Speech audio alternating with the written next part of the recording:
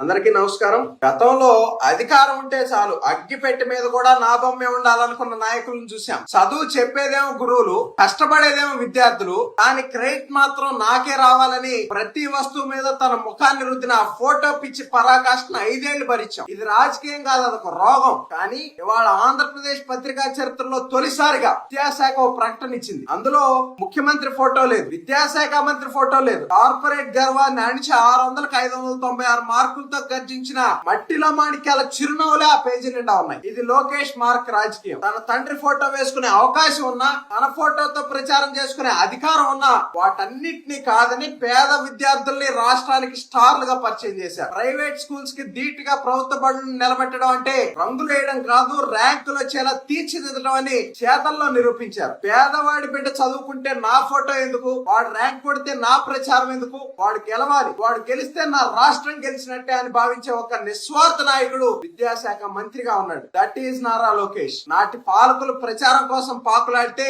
నేటి పాలకులు ప్రతిభకు పట్టాభిషేకం చేస్తా ఉన్నారు. విద్యాశాఖ మంత్రిగా బాధ్యతలు తీసుకున్న అతి తక్కువ సమయంలోనే సర్కార్ బడిని నంబర్ 1 చేసిన లోకేష్ గారి దార్శనికతకి ఇదొక నిదర్శనం అని సందర్భంగా తెలియజేస్తూ నమస్కారం.